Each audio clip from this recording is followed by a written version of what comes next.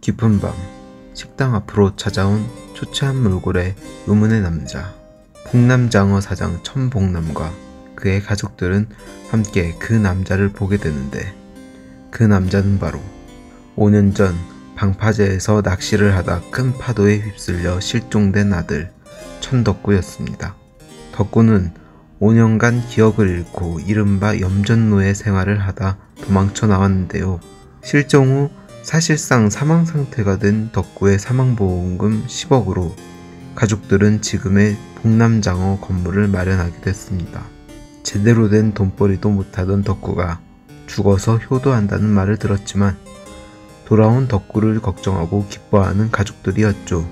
죽은 줄만 알았던 덕구와 감동의 재해도 잠시, 가족들 사이에 묘한 기류가 생기기 시작하는데, 지금부터 이야기에 치명적인 스포일러가 있습니다. 덕구의 아내 순정은 5년 동안 어디서 뭐하다가 이제야 남편 노릇하려는 거냐며 냉담한 반응을 보이고, 덕구의 누나 춘희는 하나뿐인 아들이 사라진 집에서 일을 도맡아 헌신한 남편 치국의 입지를 불안해하죠. 심지어 덕구의 아빠 복남마저 아들의 생환을 마냥 좋아할 수는 없는데요. 바로 덕구가 돌아옴으로써 사망보험금 10억을 반환해야 된다는 걱정 때문이었죠. 다음날 아침 식사 자리에서 덕구는 자기도 장어집에서 일하겠다고 선언합니다. 하지만 복남은 덕구의 사망보험금으로 받은 10억으로 장어집을 차렸기 때문에 덕구가 죽은 걸로 되어 있어야 한다고 말하며 당분간 눈에 띄지 않게 숨어 지내라고 말합니다. 그렇게 창고방에 숨어 지내게 된 덕구. 하지만 얼마 지나지 않아 단짝 친구인 동영에게 들키게 되고, 덕구는 제일 친한 친구 동영과 순정 사이에서 이상한 낌새를 눈치챕니다. 무능하고 쓸모없어 보이는 덕구가 눈치 하나는 기가 막히게 빠르죠. 덕구는 혹시 아들인 국진이도 내 아이가 아닐지도 모른다는 의심을 하죠. 그리고 엄마의 도움을 받아 유전자 검사를 의뢰해 친자식이 아님을 밝혀냅니다. 이에 분노한 덕구는 동영과 주먹 다짐을 하며 따져 물었고, 이윽고 온 가족이 이 사실을 알게 됩니다. 그런데 사실 복남은 동영과 순정이 만나는 것을 알고 있었고, 어린 나이에 혼자가 된 순정을 가엾이 여겨 동영과 작은 호프집을 차려준다고 약속했습니다. 하지만 국진이가 덕구의 아들이 아니라고 밝혀진 마당에 복남은 더 이상 약속을 지킬 수 없었습니다. 이혼은 허락하지만 1원도 지원해줄 수 없다고 못 받게 되죠. 그리고 복남은 창고방에 다시 갇힌 덕구에게 조금만 참아달라고 부탁했는데 며칠은 못 참아주냐고 면박을 줍니다.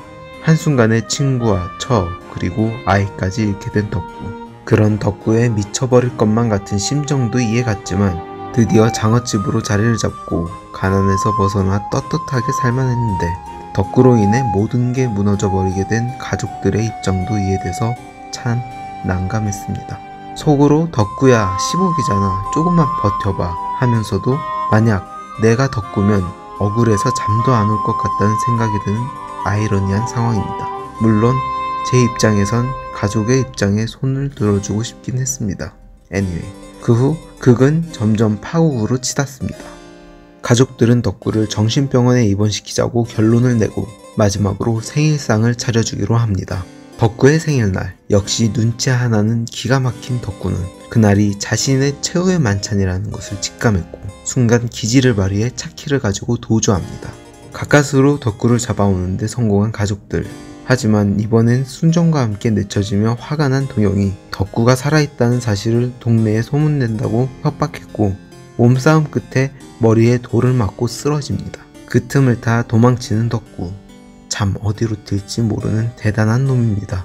그리고 목적지 없이 도망치다 방파제에 도착한 덕구. 가족들에게 나도 같이 살고 싶다고, 내가 죽으면 다 행복하냐고 울면서 하소연합니다. 그때 갑작스러운 파도가 덕구를 덮치고 마음이 약해진 복남은 덕구를 감싸 안게 되죠. 잠시 후 경찰의 출동으로 복남은 구조가 되었고, 실종자가 더 있냐는 경찰의 질문에 가족들은 없다고 말하며 드라마가 끝나게 됩니다. 이 드라마를 보면서 아쉬웠던 점은 덕구를 너무 철부지 캐릭터로 몰아간 점입니다. 덕구는 가족을 위해 아무 노력도 하지 않고 계속 자기 입장만 대변하는 모습을 보입니다.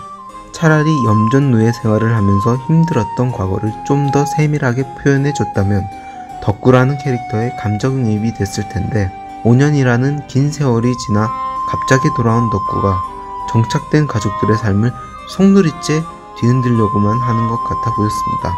극적인 요소를 위해 어쩔 수 없었겠지만 개인적으로 덕구라는 캐릭터가 너무 단면적으로 그려진 것 같아 아쉬웠습니다.